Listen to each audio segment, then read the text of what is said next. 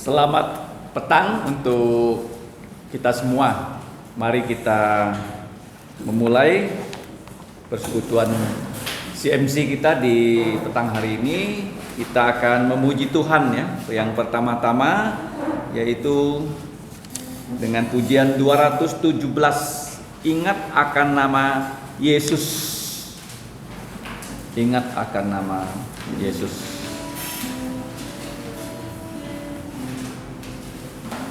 Ingat 1, 3. Ingat akan nama Yesus, kau yang susah dan sedih. Nama yang menghiburkanmu kemanapun kau pergi. Indahlah, indahlah namanya, pengharapan hidupku. Indahlah namanya, kesukaan yang bakal. Ingat akan nama Yesus, itulah perisaiku. Bila datang pencobaan, itu yang menolongku. Indahlah namanya, pengharapan hidupku. Indahlah namanya, kesukaan yang bakal. Indah harum nama Yesus, ku suka menuturkan. Ku beroleh penghiburan dan jantungku bergema. Indahlah namanya, pengharapan hidupku. Indahlah namanya, kesukaan yang bakal. Ulangi ayat 1 ya. Ingat akan nama Yesus, kau yang susah dan sedih. Nama yang menghiburkanmu kemanapun kau pergi. Indahlah namanya, pengharapan hidupku. Indahlah namanya, kesukaan yang bakal. Ayat 2 hanya wanita.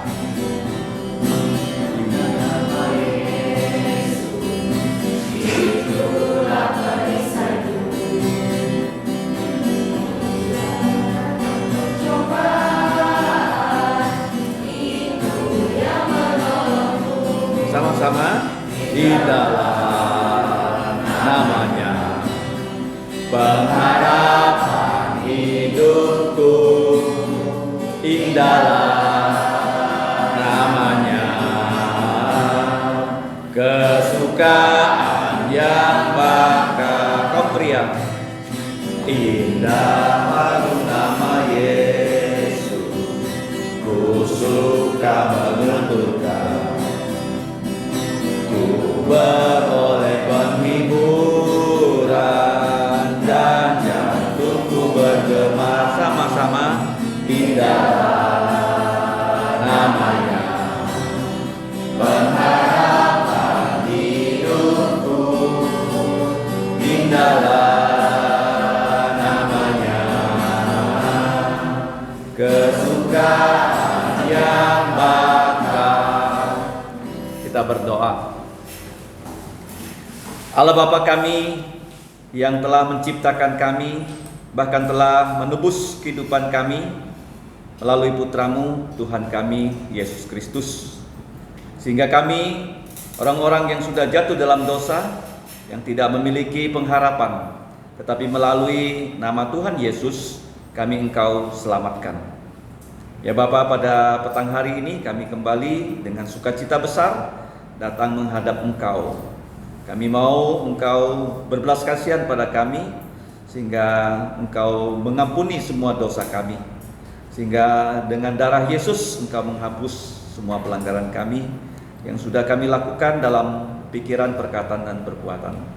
Kami berdoa memohon Roh-Mu yang kudus untuk menaungi kami dalam pertemuan kami di sore hari ini, supaya CMC, remaja, dan juga pemuda pada sore hari ini dapat memuliakan nama Engkau di dalam setiap acara yang kami akan ikuti.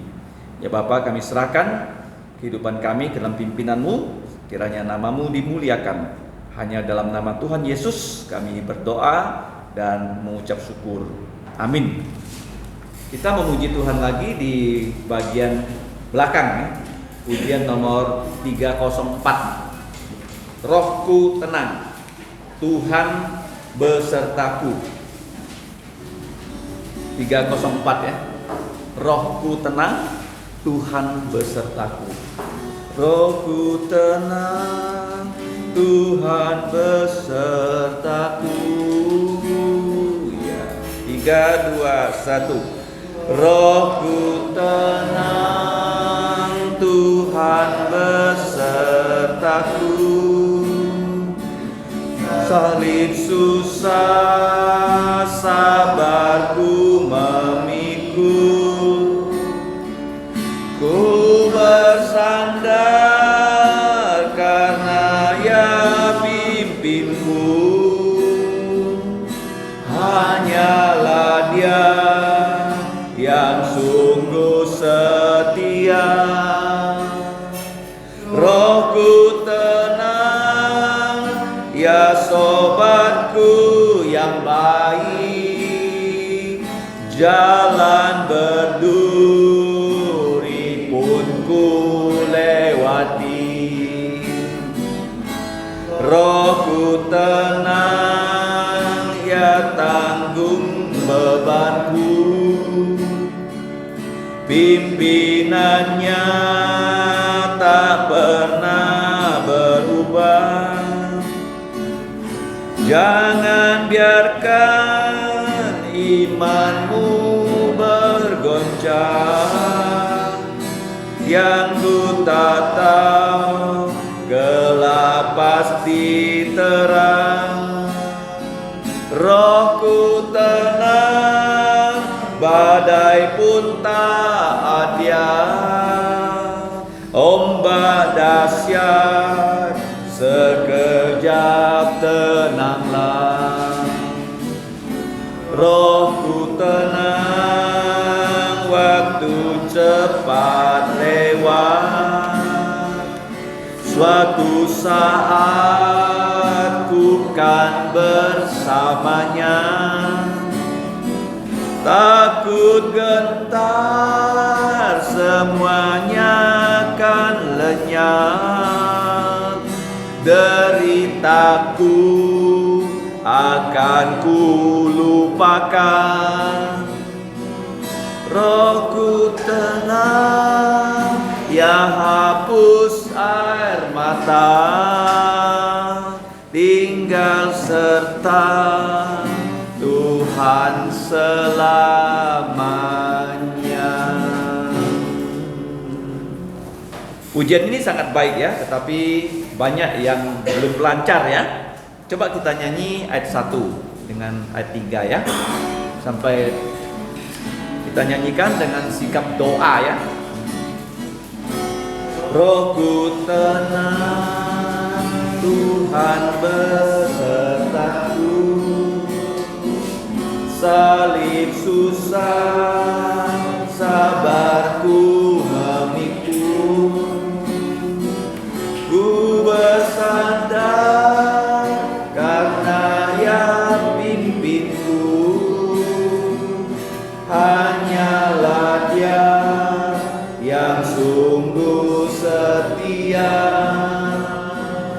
Rohku tenang, Ya sobatku yang baik. Jalan berduri pun ku lewati. 304 ayat 3 ya. rohku tenang, waktu cepat lewat. Suatu saat ku kan bersamanya, takut gentar semuanya kan lenyap. Deritaku akan ku lupakan, rohku tenang, ya hapus air mata, tinggal serta Tuhan selamanya. Ya. Minggu depan kita akan kebaktian yang akan disertai juga perjamuan Tuhan ya, untuk yang sudah reafirmasi iman atau baptisan dewasa dapat mempersiapkan diri. Kita mau memuji Tuhan dengan 166 ya sebagai persiapan kita. Salib hina, rugged cross, 166.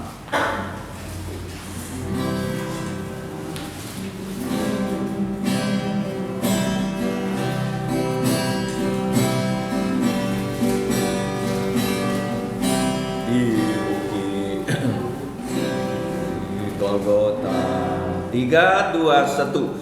Di bukit Golgota tampaklah salibnya, tanda hina derita. Yesus Putra Allah, besarlah kasih-Nya, rela mati bagi manusia. Maka ku tinggikan salibnya, sampai ku berjumpa dengan Dia. Ku mau tanggung salib yang hina, kan diganti mahkota mulia.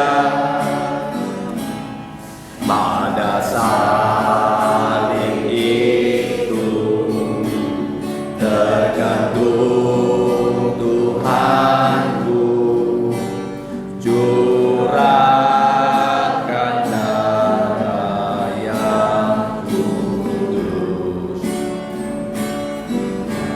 Pada salib itu tumpuan harapku yang menghapus semua dosaku. Maka ku tinggikan salibnya, sampai ku berjumpa dengan Dia. Ku mau tanggung salib yang hina, kan diganti mahkota mulia.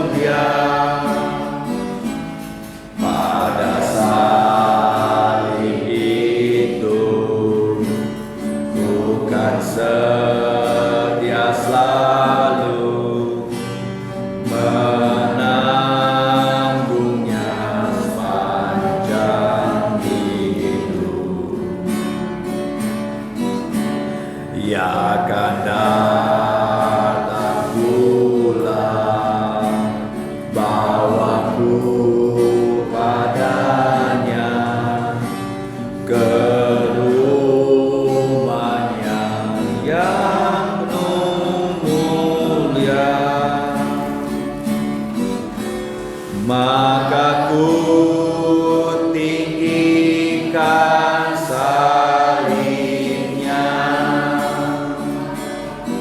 sampai ku berjumpa dengannya. Ku mau tanggung salib yang hina, ganti mahkota mulia. Ya. Kalau ada yang mau memilih lagu, satu lagu terakhir, nomor berapa?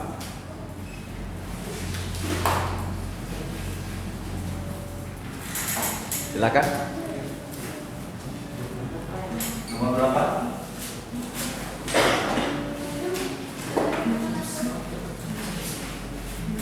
Ada? Nomor berapa?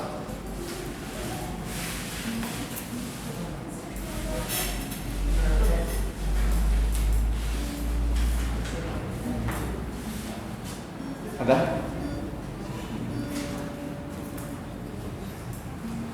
Ada lagu yang kalian ingin nyanyikan? Yuk. 305. 305. Hari yang penuh mulia.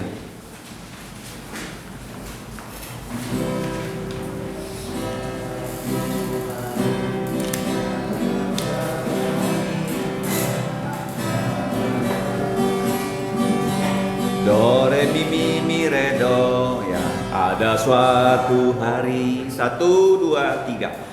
Ada suatu hari, tak ada air mata, tak ada awan gelap, tak ada kesusahan. Bersama Dia di surga, di tepi pantai emas. Saatnya hari yang penuh mulia.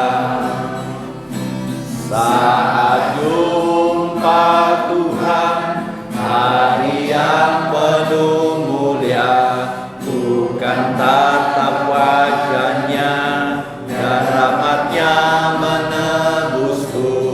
Dia memegang tanganku ke tanah yang dijanjinya.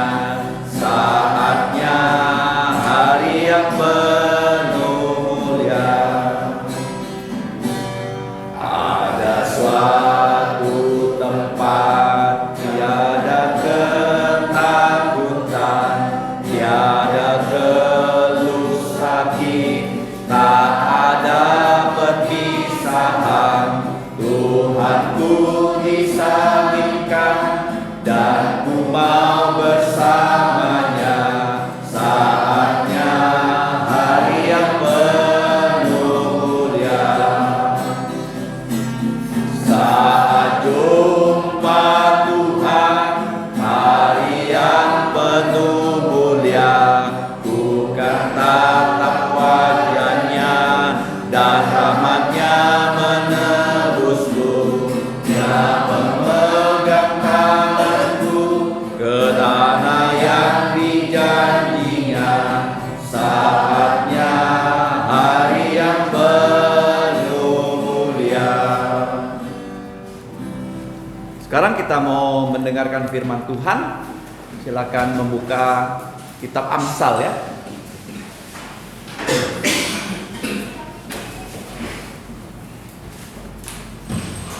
Amsal pasal 22 ya.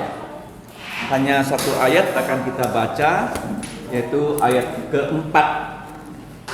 Karena ayat ini singkat, kita akan membacanya bersama-sama secara serentak. Bahkan kita bisa mencoba untuk menghafal ayat ini. Amsal 22 ya. Amsal nomor 22 ayat yang keempat.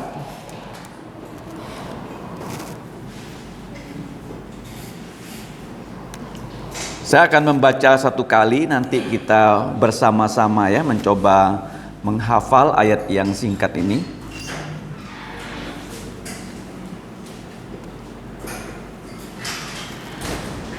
Amsal 22 ya, ayat 4. Amsal 22 ayat 4, saya bacakan sekali ya. Ganjaran kerendahan jantung dan takut akan Tuhan adalah kekayaan, kehormatan, dan kehidupan. Sama-sama. 1, 3. Ganjaran kerendahan jantung dan takut akan Tuhan adalah kekayaan, kehormatan, dan kehidupan. Sekali lagi, kalau sudah hafal, kita akan hafalkan bersama-sama ya.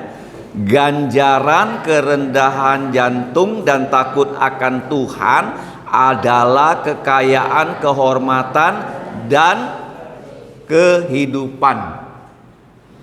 Sebelah kanan saya, kalau sudah hafal. 3, 2, 1. Ganjaran kerendahan jantung dan takut akan Tuhan adalah kekayaan, kehormatan, dan kehidupan. Sebelah kiri, Amsal 22 ayat 4. Ganjaran kerendahan jantung dan takut akan Tuhan adalah 1. Kekayaan, kehormatan, dan kehidupan. Sama-sama.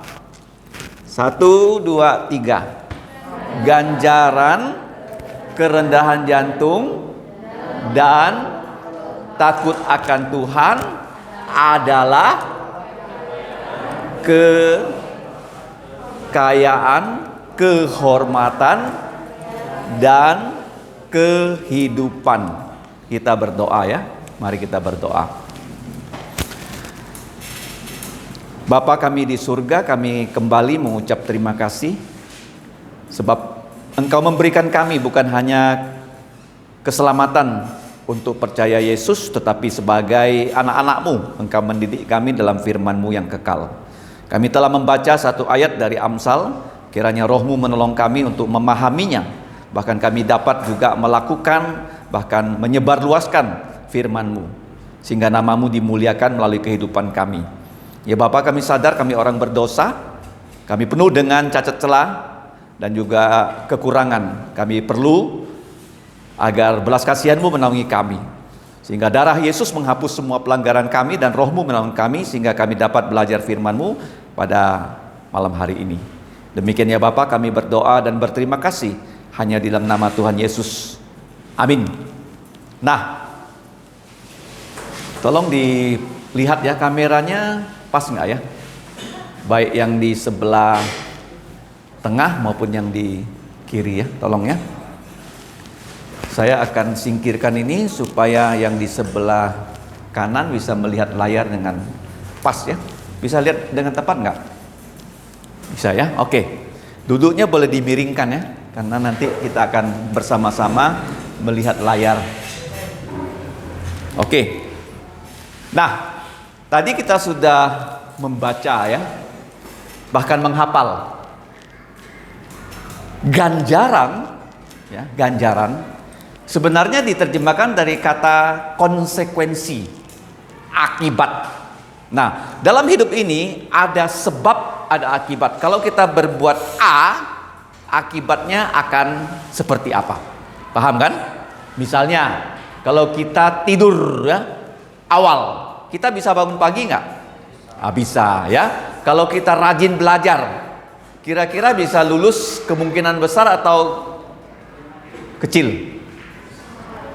Besar ya. Ini akibat. Jadi akibat ini dalam bahasa Indonesia disebut ganjaran. Kalian tahu nggak, nama ganjaran itu dari bahasa Jawa. Bahasa Jawa Ganjar. Ada kan nama orang Ganjar kan? Ada nggak? Ada ya. Nah, ada orang bahkan di Jawa Tengah, gubernur Jawa Tengah namanya Ganjar, ya, Ganjar Pranowo. Karena dia orang Jawa. Ganjar apa artinya Ganjar? Kamu berbuat sesuatu akan diberi upah. Paham ya? Nah, ini ganjaran adalah upah. Upah dari dua karakter manusia, yaitu rendah jantung. Nanti kita akan berbicara tentang apa tuh rendah jantung. Kenapa dua karakter ini digabungkan dalam kitab Amsal, bahkan takut akan Tuhan. Nah, antara dua hal ini, rendah jantung dan takut akan Tuhan, itu kalau kita lihat ya di Alkitab ya, sebenarnya takut akan Tuhan lebih banyak disinggung daripada kerendahan jantung. Tetapi orang kalau takut Tuhan pasti rendah jantung. Kalau rendah jantung, dia juga akan takut akan Tuhan. Oke, sekarang kita lihat ya. Yang pertama. Nah, kerendahan jantung itu by humility. Apa itu kerendahan jantung? Siapa di muka bumi ini yang rendah hati atau rendah jantung? Kasih saya contoh. Siapa dia? Siapa? Coba buka dalam kitab Injil Matius pasal 11 ya. Injil Matius pasal 11 ya, silakan dibuka ayat yang ke-28. Ya, Matius 11 ya, ayat 28.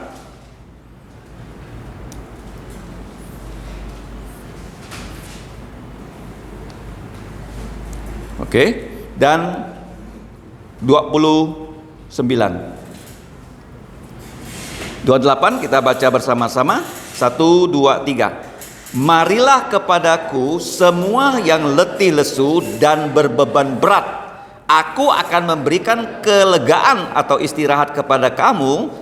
Pikulah kuk yang kupasang dan belajarlah padaku, karena aku lemah lembut dan rendah jantung, dan jiwamu akan mendapatkan ketenangan, sebab kuk yang kupasang itu enak dan bebanku pun ringan. Siapa yang berkata seperti ini? Tuhan Yesus ya. Jadi Tuhan Yesus itu dikatakan dia adalah lemah lembut, bahkan rendah jantung. Dan kalau kita belajar dari Tuhan Yesus, kita akan mendapatkan jiwa yang tenang. Jadi di sini disebutkan humility ya. And the fear of the Lord are riches ya. Dikatakan di situ riches. Riches itu berarti bukan hanya kekayaan tunggal, tetapi kumpulan dari kekayaan ya. Kumpulan dari apa? Kekayaan. Terus di situ kemudian bukan hanya kekayaan, tapi kehormatan, bahkan kehidupan. Nah, tadi sudah kita hafalkan, ganjaran kerendahan jantung dan takut akan Tuhan adalah kekayaan, kehormatan, dan kehidupan. Amsal 22 ayat 4. Nah, kita lihat. Ini bahasa aslinya ya. Untuk kalian yang belum begitu sering melihat bahasa Ibrani ya. Nah, bahasa Ibrani itu dibaca dari sebelah kanan ke kiri. Dari mana? Ya, kanan ke kiri ya. Nah, bahasa Ibrani itu sebenarnya kamu lihat ya, semua terdiri dari huruf-huruf mati, nggak ada huruf hidup ya. Nah, saya akan sedikit ya memberikan keterangan tentang huruf Ibrani ini. Nah, kalau di sini ada 3 huruf ya, huruf mati. Nah, kalau kamu lihat di sini, nah bunyi dari bahasa Ibrani itu dilihat ya dari bagian bawahnya. Ini ada yang dinamakan pointing ini.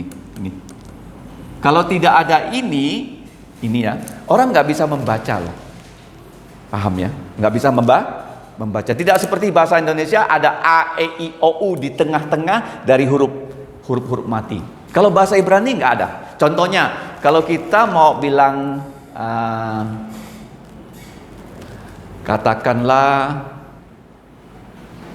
aman, ya, mereka hanya nulis ya 3 huruf saja, ya 3 huruf. Kemudian kalau kita mau melihat ya kata yang di sini antara 3 huruf di sini, kalau kamu lihat yang pertama tuh hurufnya dibaca ya di bawah ini. Nah, coba kamu baca di sini, coba. Sudah saya buat Latinnya. Ekep anava yirat. Nah, ini tidak ada bunyinya, YHWH. Ya, kalau YHWH tuh ini YHWH, nggak ada bunyinya. Orang bisa membacanya sebagai Yahweh atau Yehova. Tapi orang Ibrani nggak berani membaca dengan Yahweh Yehova, karena kalau nama bapak kita panggil dengan nama bapak kita sepertinya tidak sopan, mereka akan mengganti kalau bertemu dengan huruf YHWH ya, atau tetragrammaton, mereka akan ganti dengan apa? Adonai. Adonai. Apa itu Adonai? Tuanku. Mereka tidak berani memanggil nama Tuhan dengan sembarangan. Ya, kemudian kamu lihat ya, ini Osher ya, WK Bovot ya, W Hayim. Coba kita baca ya. Nah, bahasa Ibrani itu mirip-mirip dengan bahasa Arab. Ya, bahasa apa? Arab. 1, 2, 3. Ekeb, Anava, Yirat, Yahweh atau Adonai, Osher, WK Bovot, W Hayim, ya, W Hayim. Ya, kalau W Hayimnya itu pakai ini. W Hayim. Ya, jadi orang Ibrani itu sangat sehat ya. Kalau ada sedikit mengganjal dia bilang W Hayim, itu keluar ya. Kotorannya. Kira-kira begitu ya. Bahasanya sangat menarik ya. Oke, kita baca lagi. 1, 2, 3. Ekeb, Anava, Yirat, Adonai, Osher, WK Bovot, W Hayim. Nah, artinya apa? Kalau kamu lihat di sini ekeb itu artinya adalah ganjaran ya. Anava itu adalah humanity atau rendah jantung. Nah, Yirat ini, Yirat Yahweh, ini kata yang sering muncul di Alkitab. Takut akan Tuhan. Nanti akan saya jelaskan apa tuh maksudnya takut akan Tuhan. Adalah Osher adalah, ya, kamu lihat di sini ya, Osher itu adalah kekayaan. Nah, WK Bovot, kata ya, WK Bovot itu kenapa tadi dikatakan kehormatan? Hormat itu artinya orangnya berbobot. Apa itu orang terhormat? Berbobot, bukan karena dia gemuk loh, bukan. Karena dia berbobot. Ya. Kalau bahasa Jawa itu ada 3 B. Bibit, bobot, dan bebet. Bibit apa? Keturunan siapa? Bobot, dia punya nggak otak? Bobot itu artinya apa? Otaknya ada isi. Apa tuh bobot? Otaknya ada isi. Ya, bobot ya. Orang tuh berbobot. Apa tuh berbobot? Artinya dia berilmu pengetahuan ya. Bibit dan bobot. Kalau bibit keturunan siapa? Ya. Bobot, walaupun bibit kita bukan kita orang keturunan orang yang terkenal, tapi kalau kita berbobot ya nggak masalah ya. Jadi ini kan WK Bovot. Artinya berat. Apa artinya? Apa artinya bobot? Berat. Berat dengan apa? Bukan berat dengan beban, berat dengan pengetahuan. Semakin kamu banyak belajar, kamu menjadi semakin berbobot. Semakin apa? Ya, berbobot. Nah, kemudian yang terakhir, W Hayim. Nah, Hayim ini artinya hidup. Ya, hidup ya. Hidup ini bisa nggak manusia menciptakan hidup? Tidak bisa. Siapa yang memberikan kita hidup? Nanti akan kita lihat bersama-sama ya. Hidup itu adalah pemberian dari Tuhan. Selanjutnya ya. Nah, dalam bahasa Ibrani tadi sudah kita baca bersama-sama. Nah, ini bahasa Chinese-nya. Bahasa Chinese juga penting ya untuk kita pelajari ya. Jingwei Yehovah, ya, singa. Kemudian kamu lihat Qianpei. Qianpei itu artinya rendah jantung. Jingwei itu artinya hormat. Akan memberikan kita nih fuyu. Fuyu itu artinya kaya. Fuyu ya. Ya, fuyu ya. Kemudian ya, cunrong itu kehormatan. Ya, hormat.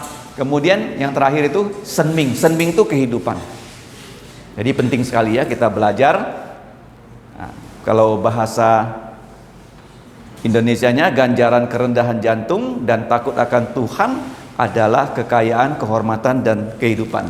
Ya, sudah hafal ya? Bisa hafal nggak? Coba 1, 2, 3.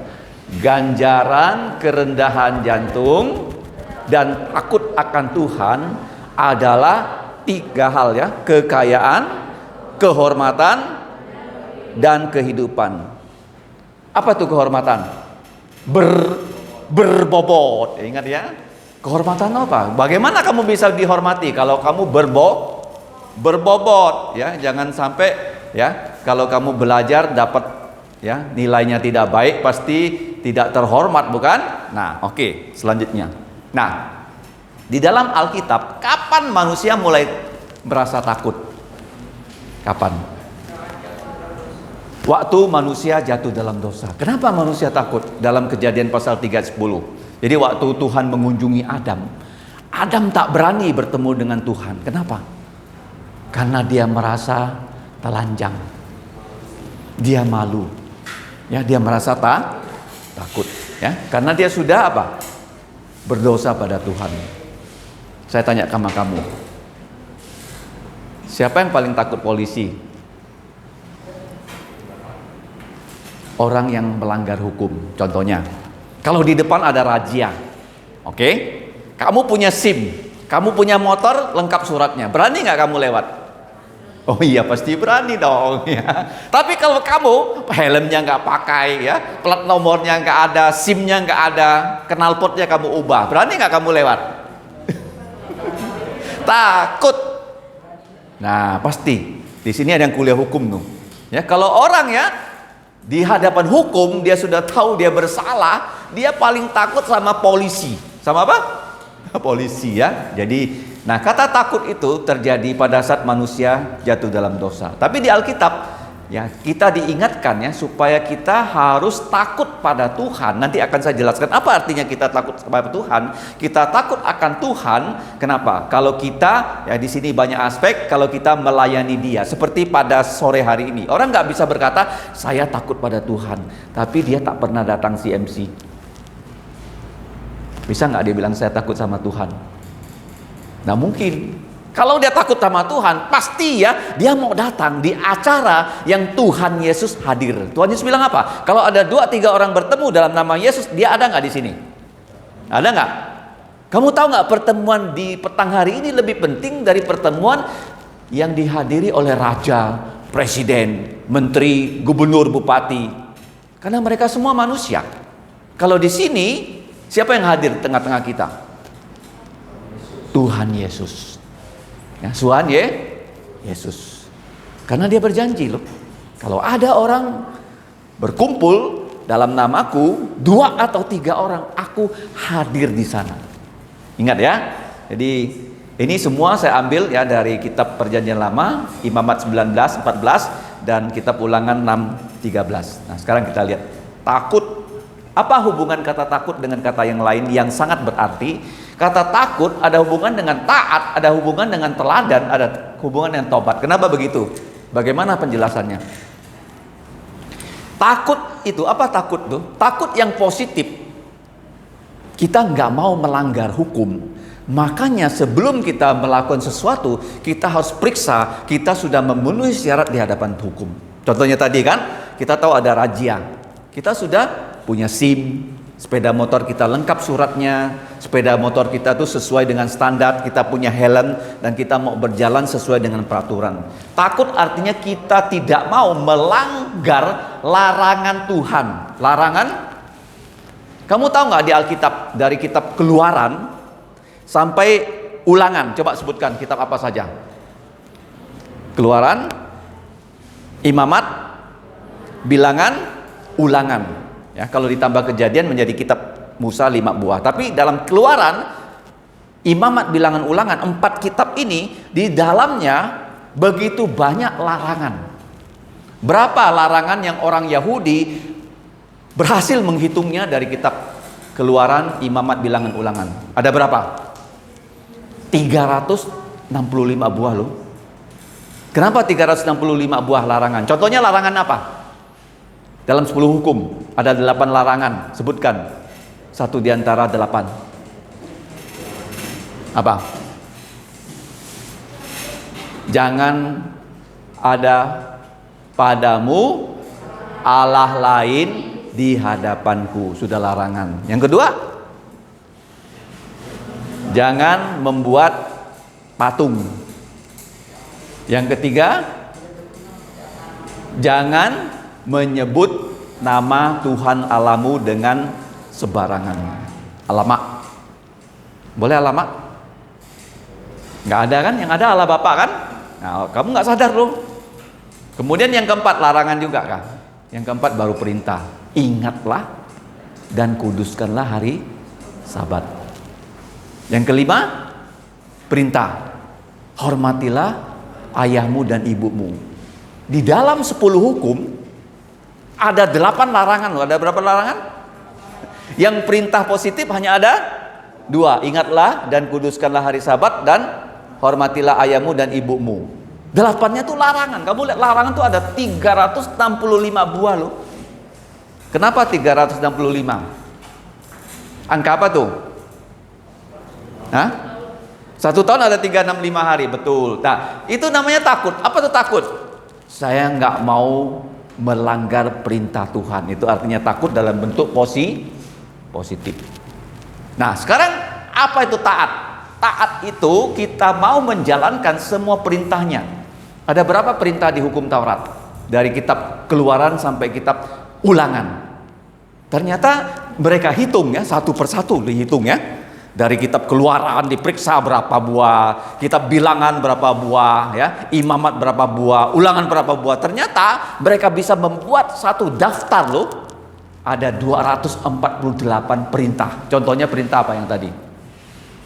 Ingatlah dan kuduskanlah hari Sabat. Terus perintah apa lagi? Hormatilah ayahmu dan ibumu. Ya, begitu banyak perintah. Kenapa 248? Kenapa? 248 kalau ditambah 365 berapa buah? Berapa? Tolong jumlahkan. 365 tambah 248 berapa? 613. 1, 2, 3. 365 ditambah 248 sama dengan 613. 613. Kenapa 248? Karena orang Israel beranggapan organ tubuh manusia ada 248 buah. Berapa organ tubuh manusia? Kenapa Tuhan menciptakan 248 organ tubuh manusia? Untuk menjalankan perintah Tuhan. Untuk apa? Untuk apa Tuhan buat mata kamu? Hah? Untuk membaca firman. Untuk apa Tuhan membuat mulut kamu? Untuk memuji Tuhan. Untuk apa Tuhan membuat kaki kamu? Untuk datang ke gereja, untuk pergi bekerja. Ya kan? Ada berapa organ tubuh manusia? 248. Jangan lupa ya, berapa organ tubuh? Untuk apa organ tubuh? Untuk melaksanakan perintah-perintah Tuhan. Telinga untuk apa? Tangan untuk apa? Kaki untuk apa? Paham ya? Nah, jadi yang dilarang ada 365, yang diperintahkan ada 248. Jadi kalau dijumlah berapa tadi? 613 ya. Kalau takut, apa artinya takut? Takut kita melanggar larangan. Kenapa takut? Kalau kita langgar, apa yang terjadi? Rusak. Apa? Misalnya ya, saya di sini punya ini penggerak ya, ini slide ya, tuh penggerak slide ya. Penggerak slide ini bagaimana? Tidak boleh saya banting. Tidak boleh apa? Kalau saya banting pasti apa? Pasti rusak. Agak ya. Kalau saya banting pasti apa? Rusak. Kan disebutkan ya, barang ini nggak boleh kena air. Tapi saya bawa berenang, kira-kira bagaimana? Pasti rusak lah. Kalau takut, kita takut ya. Kenapa dibuat larangan? Tuhan kenapa melarang kita? Kenapa Tuhan melarang kita? Kalau kita langgar, apa yang terjadi? Kita menjadi rusak, menjadi mati. Itu maksudnya ya. Nah, kemudian taat. Tuhan ingin kita taat. Kalau kita taat, apa akibatnya? Tadi kata ganjar, apa tuh ganjar? Upah. Kalau kita taat, apa upahnya? Tadi kan kalau upah dari 2 hal, yaitu kerendahan jantung dan takut akan Tuhan, ada 3 upahnya. Apa? Yang pertama, kekayaan. Yang kedua, kehormatan. Yang ketiga, kehidupan. Nah, kita lihat baik-baik ya. Nah, yang ketiga, kamu lihat di sini. Apa ketiga? Yang ketiga harus tiru teladan dari Yesus. Apa teladan Yesus? Kasihnya, sukacitanya, damainya. Yang keempat nih penting loh. Apa itu? Tobat. Kalau kita tidak berhasil takut, tidak berhasil taat, tidak berhasil tiru, kita harus bertobat. Ingat ya, ini kata-kata yang saling berhubungan. Saya lanjutkan. Nah, takut akan Tuhan di sini ditambah dengan apa? Kerendahan jantung. Apa itu artinya kerendahan jantung? Nah, kerendahan jantung itu ada hubungannya dengan kelemah lembutan. Ya, dalam Bilangan pasal 13, ya Musa dikatakan orang yang paling rendah jantung. Ya. Kemudian kalau kita melihat ya, kita baca 1, 2, 3. Orang yang rendah jantung akan makan dan kenyang.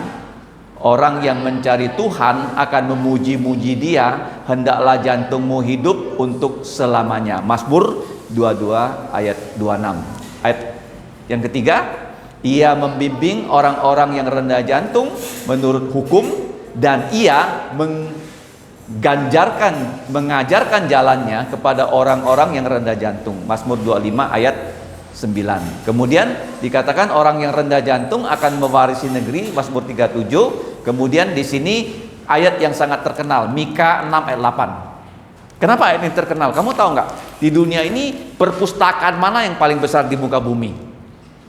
Ada di mana? Di zamannya Tuhan Yesus, perpustakaan paling besar di bumi itu ada di Mesir, di kota yang bernama Alexandria. Kalau sekarang di mana perpustakaan terbesar di muka bumi? Ada di mana?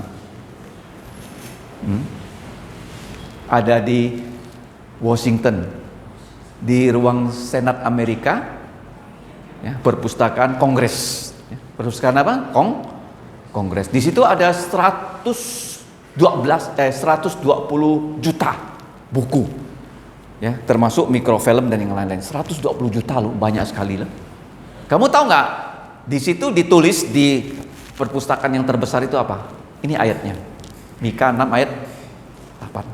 Walaupun di situ begitu banyak buku, tapi inti dari semua buku-buku di sana adalah ini. Mari kita baca. 1, 2, 3.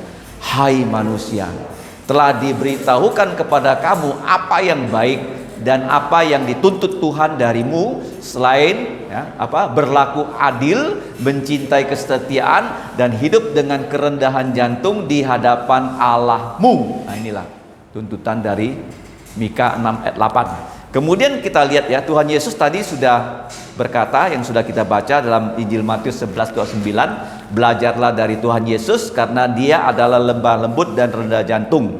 Nah, kalau kita lihat ya, kata rendah jantung, apa itu maksudnya di sini? Filipi 2 ayat 3. Kamu kalau bilang kamu orang yang rendah hati, rendah jantung, kamu bisa apa? Mengutamakan kepentingan orang lain. Mengutamakan apa? Ya, mengutamakan kepentingan orang lain. Artinya orang yang rendah jantung tidak egois. Dia inginnya yang lain-lain itu semuanya keperluannya sudah dipenuhi baru dia sendiri. Contohnya kalau di rumah kamu punya makanan, ya makanan tuh kamu bagikan dulu kepada adik-adik kamu, baru kamu makan. Kalau orang egois bagaimana? Dia makan dulu kan, habiskan dulu, orang lain dia nggak peduli. Ya, itu tidak namanya rendah jantung. Nah, kamu lihat di sini kerendahan jantung. Ya, kalau kita lihat di Yakobus 4 ayat 6, ya, Allah itu mengasihi orang yang rendah jantung tapi menentang orang yang congkak. Ini dikutip dari kitab Amsal loh, tapi dikutip di dua tempat, 1 Petrus 5 ayat 5 dan Yakobus 4 ayat 6. Nah, berikutnya, takut akan Tuhan. Nah, kalau kita lihat kata takut, ya, pertama kali terjadi waktu manusia jatuh dalam dosa, tetapi ada juga unsur-unsur positif dari takut akan Tuhan. Abraham diperintahkan Tuhan supaya berhenti takut dalam Kejadian 15. Kemudian ada bidan-bidan yang takut akan Tuhan di Keluaran pasal 1, karena bidan-bidan ini diperintahkan raja. Apa raja perintahkan kepada para bidan? Bunuhlah bayi-bayi dari orang Israel yang lahir, kalau laki-laki cekik mereka mati. Berani nggak bidan-bidan ini melakukannya? Mereka tidak mau, karena mereka takut akan Tuhan. Karena mereka takut sama Tuhan, mereka tidak takut sama Raja Firaun. Akhirnya apa? Raja Firaun mengatakan, kenapa kalian gak berani mencekik bayi-bayi laki-laki orang Israel yang lahir? Bidan-bidan itu mengatakan, mereka orang Israel itu kuat-kuat lu, gak kayak orang Mesir lu. Kami belum sampai, bayi-bayinya udah lahir. Bidan-bidan itu takut akan Tuhan. Apa itu maksudnya takut akan Tuhan? Kalau orang perintahkan kita berdosa, walaupun dia itu adalah guru kita, bapak kita, pemerintah, kita nggak usah melakukannya. Kadang-kadang ada orang memberi perintah pada anaknya berbuat dosa. Pernah terjadi di Sungai Radalam. Ada toko mainan. Ternyata barang-barangnya sering hilang. Setelah diselidiki, siapa yang mencuri, tahu nggak? Bukan orang dewasa loh. Ternyata anak kecil. Jadi bapak ini sering membawa anaknya diajar mencuri. Ya, kalau orang tua mengajar kita yang tidak sesuai firman, apakah kita lakukan? Jangan ya, bidan-bidan ini contohnya. Karena mereka takut akan Tuhan, mereka tidak melakukannya. Yang keempat apa? Takut pada Tuhan sama dengan apa? Menjauhi kejahatan. Kemudian ganjaran takut akan Tuhan selain tadi ya, ada apa tadi ganjarannya? Kekayaan, kehormatan, dan kehidupan. Di sini ya, kita kalau takut akan Tuhan, kita akan diberi hikmat. Diberi apa? Hikmat. Takut akan Tuhan, ingat ya, juga termasuk takut kepada raja. Apa maksudnya takut kepada raja? Taat hukum. Kalau hukumnya itu sesuai dengan Alkitab, kita jalankan. Kalau hukumnya tidak sesuai dengan firman Tuhan, apakah kita jalankan? Nggak boleh ya. Oke. Kemudian yang berikutnya ya, bukan hanya takut pada Tuhan, termasuk takut kepada raja. Takut akan Tuhan itu mendengarkan suara hambanya. Yesaya 5:10. Kalau kamu takut pada Tuhan, pada saat firman ini disampaikan, kamu akan dengar dengan baik-baik loh. Ya, seperti di sekolah, kamu bilang kamu takut dengan guru, tapi guru kalau mengajar kamu nggak dengarkan. Apakah kamu bisa dikatakan orang yang takut kepada guru? Enggak. Ya, jadi kalau kita takut akan Tuhan, kita mendengarkan suara dari firman Tuhan. Yang kedelapan, apa itu? Takut akan Tuhan itu merupakan ajakan. Ayo kita takut akan Tuhan. Kenapa kita diajak takut akan Tuhan? Karena kalau kita sudah takut akan Tuhan, kita akan apa? Diberinya berkat. Diberinya apa? Berkat. Misalnya kamu mengajak orang takut pada Tuhan, orang yang takut pada Tuhan karena ajakan kamu, pasti Tuhan berkati. Tuhan bukan hanya memberkati kamu loh, tapi Dia akan memberkati juga orang yang kamu ajak untuk takut akan Tuhan. Yang kesembilan, tidak takut Tuhan dan tidak takut manusia. Siapa dia? Ada hakim di Lukas 18. Dia tidak takut sama Tuhan, tidak takut sama manusia. Ya, ada seorang hakim. Yang ke-10, kami tahu apa itu takut akan Tuhan. Ini kata-kata dari Rasul Paulus, 2 Korintus 5 ayat 11. Nah, kemudian kita lihat berikutnya. Dalam perjanjian baru, ya seringkali ada kata-kata yang disandingkan. Seperti Tuhan Yesus berkata, akulah jalan, kebenaran, dan hidup. Nah, tadi ganjaran dari takut akan Tuhan dan kerendahan jantung apa? Ada 3. Kekayaan, terus kehormatan, dan hidup. Kalau kekayaan itu sekarang apa? Kekayaan yang dijanjikan Tuhan sama kita. Kamu kalau takut Tuhan, apakah kamu langsung jadi orang kaya? Kaya dalam hal apa? Kerohanian. Itu penting ya. Kalau kekayaan dunia ini sementara, ya sementara. Tapi kalau kekayaan rohani itu kekal. Kehormatan, apa tuh kehormatan? Tadi saya bilang apa? Berbobot ya. Bukan berbobot dalam ilmu pengetahuan loh, tapi berbobot dalam apa? Firman Tuhan. Dalam apa? Misalnya tadi saya mengajar kalian bahasa Ibrani, kalian mau belajar bahasa Yunani. Semakin hari semakin tahu firman Tuhan. Artinya di hadapan Tuhan kamu jadi orang yang berbobot apa? Tapi kalau kamu ditanya berapa ya jumlah kitab dalam Alkitab, nggak tahu. Perjanjian lama berapa kitab? Nggak tahu. Perjanjian baru berapa kitab? Nggak tahu. Nah, itu artinya nggak berbobot di hadapan Tuhan. Paham ya? Jadi kamu harus belajar firman Tuhan. Kemudian kamu lihat ya, ganjaran berikutnya adalah hidup yang kekal. Apa itu hidup yang kekal? Tadi ada pilihan lagu. Hari yang penuh mulia. Apa artinya hari penuh mulia? Kita akan punya tubuh mulia seperti Yesus. Seperti siapa? Yesus. Ya. Kemudian ya, kamu lihat perintah dalam Efesus pasal 4 ayat 2, hendaklah kamu semua selalu rendah jantung, lemah lembut dan sabar, tunjukkanlah kasihmu dalam hal saling membantu. Oke. Terakhir, sifat-sifat yang tadi bukan hanya rendah jantung, takut akan Tuhan, nanti akan saya kirim, kamu lihat di sini. Begitu banyak sifat-sifat baik yang Alkitab ajarkan. Ya. Begitu banyak. Ya, kamu lihat apa tuh affectionate? Berbelas kasihan pada orang. Apa tuh appreciate? Appreciate itu begini, kalau orang berbuat sesuatu yang berguna pada kita, kita merasa bersyukur loh. Kita merasa apa? Bersyukur. Itu artinya appreciate ya. Orang berbuat baik pada kita. Yang ketiga, attentive. Apa itu attentive? Penuh perhatian.